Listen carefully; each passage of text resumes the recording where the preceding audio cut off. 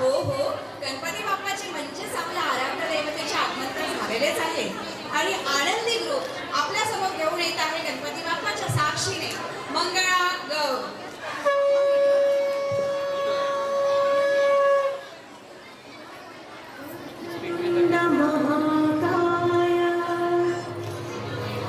सूर्यकोटि समप्रभा निर्विघ्नं कुरु मे देवा सर्वकार्येषु सर्वदा. गवारी मंदी गवार बाई मंगळा गवार गवारी मंदी गवार बाई मंगळा गवार चला ग मंगळा गौरी छाया करूया जागर चला ग मंगळा गौरी छाया करूया जागर पायानो या ग पायानो शेजारी नो या गया पायानो शेजारी नो या गया फुलून आलंय अंगण मैत्रिण्यान भरलंय रिंगण फुलून आलंय अंगण मैत्रिण्यान भरलंय रिंगण.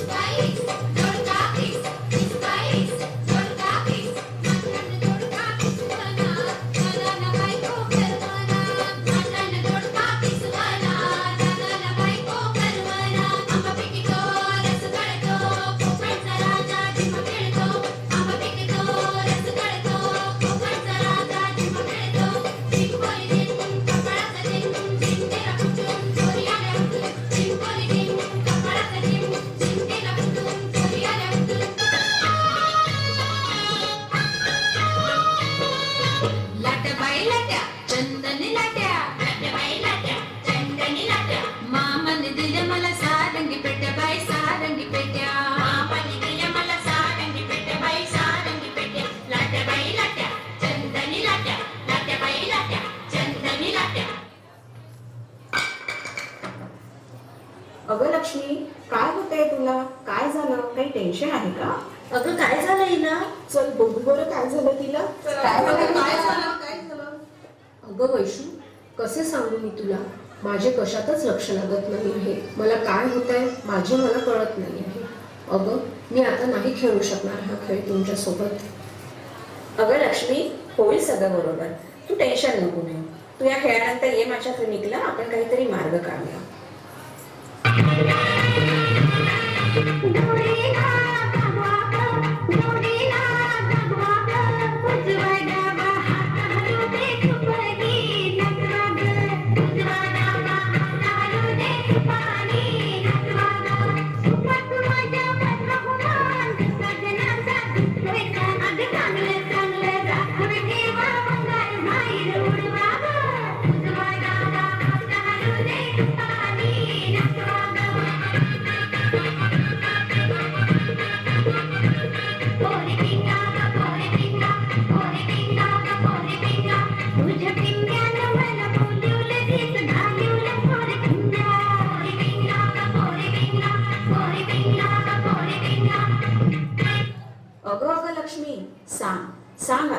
काय आहे तुझा प्रॉब्लेम?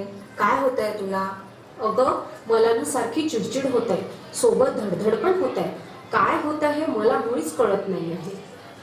अच्छा, तुझा प्रॉब्लेम आला माझ्या लक्षात. अगं, हा प्रसंग तर प्रत्येक स्त्रीच्या आयुष्यात येतो आणि ही तर रजोनिवृत्ती आहे, म्हणजेच मोनोपॉज. यावर उपाय म्हणजे तू स्वतःला आनंदी ठेव.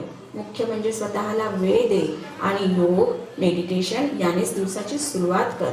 होईल सगळे बरोबर, घाबरू नको. हो वैशू, आत्ता मला तुझ्याशी बोलल्यावर थोडं बरं वाटत आहे. हो, यातून आलेला मुख्य संदेश म्हणजे येथे उपस्थित असलेल्या सर्व स्त्रियांना मला सांगायचे आहे, मासिक पाळी सुरू झाली की आपण मोठा उत्साह साजरा करतो, पण तीच रजोनिवृत्ती म्हणजेच मोनोपॉज झाल्यावर आपण कुठे काय स्वतःकडेच लक्ष देत नाही. हे कितपत योग्य? हा प्रश्न स्वतःने स्वतःलाच करावा आणि स्त्री शक्तीचा आदर करावा. धन्यवाद.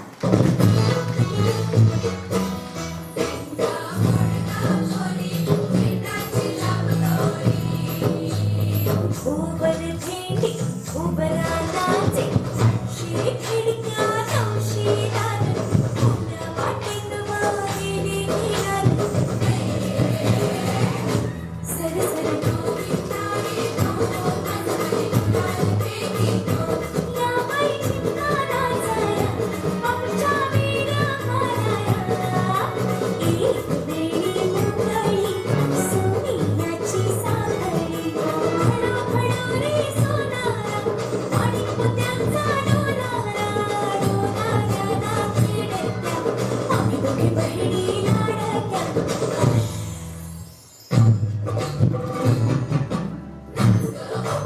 अशी मी नाचू अशी मी नाचू अशी मी नाचू अशी मी नाचू